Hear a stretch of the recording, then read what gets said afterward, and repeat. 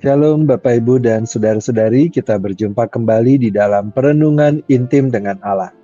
Yang pada kesempatan ini akan membahas sebuah tema keluarga yang berdoa dan sehati dengan judul Ungkapan Kasih. Firman Tuhan yang akan kita pelajari bersama terdapat pada 1 Tesalonika 2 ayatnya yang ke-13 sampai dengan 20 dengan ayat utama pada Filipi 1 ayatnya yang ke-7 sampai dengan ayatnya yang ke-9. Namun sebelumnya saya mengundang setiap kita untuk dapat berdoa terlebih dahulu. Mari kita berdoa. Bapa yang baik, kami berterima kasih dan bersyukur kepada Tuhan untuk kasih setiamu di mana pada saat ini kami masih diberikan kesempatan untuk mendengarkan firman Tuhan yang merupakan pelita bagi kaki kami dan terang bagi jalan kami. Berkatilah setiap kami ya Tuhan agar kami dapat menerima kebenaran firman-Mu dengan baik. Terima kasih Bapa, dalam nama Tuhan Yesus kami berdoa. Amin. Bapak Ibu dan Saudara-saudari, berikut adalah firman Tuhan dalam 1 Tesalonika 2 ayatnya yang ke-13 sampai dengan ayatnya yang ke-20. Demikianlah firman Tuhan. Sukacita atas jemaat.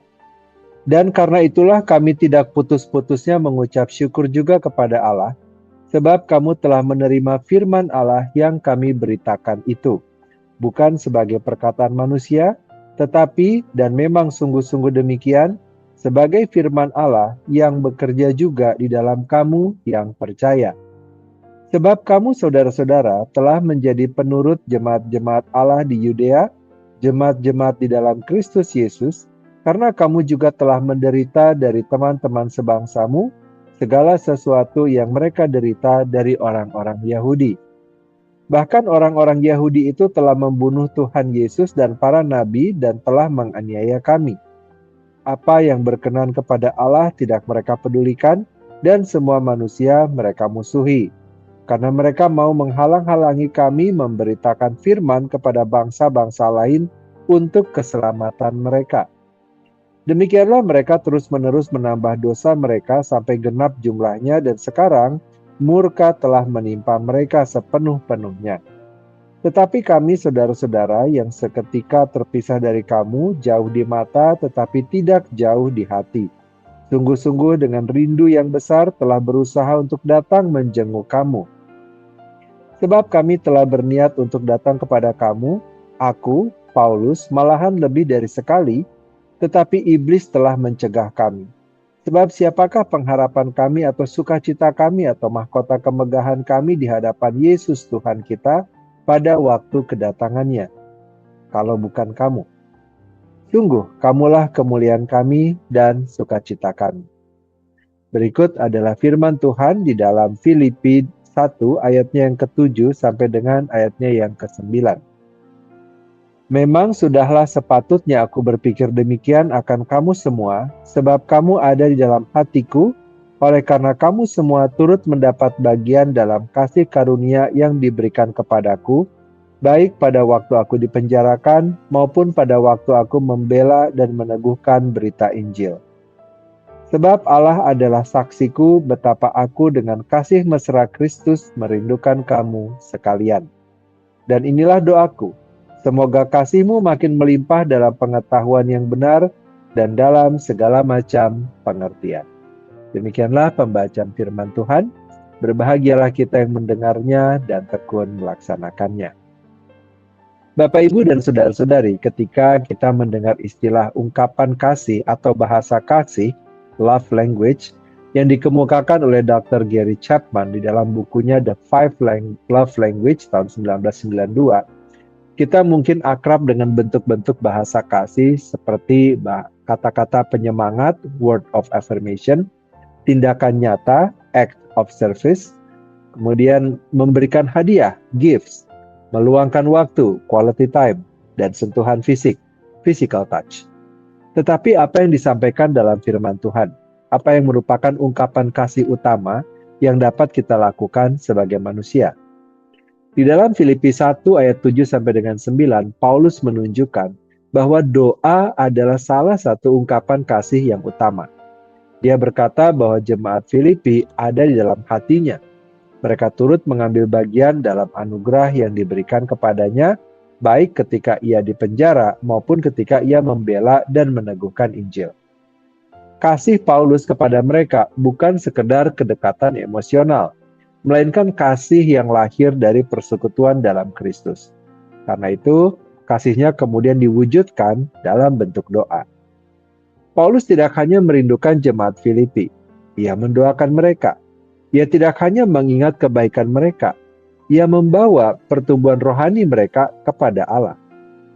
Hal yang sama tampak dalam 1 Tesalonika 2 ayat 13-20, di mana Paulus bersyukur karena jemaat Tesalonika menerima firman yang diberikan bukan sebagai perkataan manusia, melainkan sebagai firman Allah.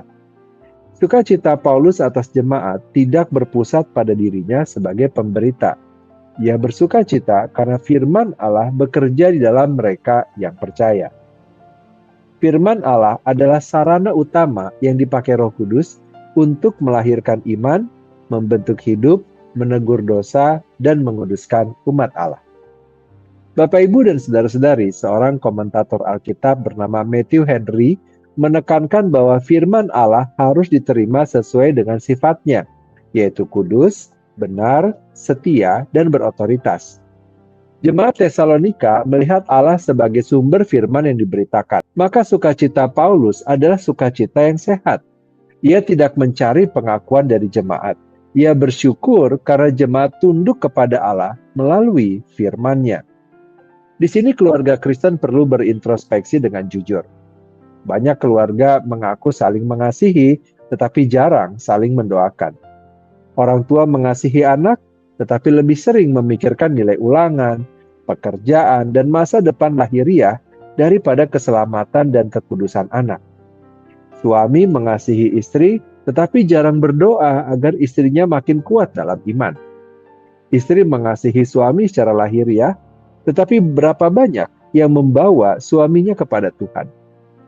Anak mengasihi orang tua, tetapi apakah mendoakan orang tua mereka agar tetap setia, rendah hati, dan kuat dalam Tuhan? Doa juga mencerminkan kualitas kasih kita. Jika kita mengasihi seseorang tetapi tidak pernah mendoakannya, maka kasih itu belum berjalan sebagaimana seharusnya.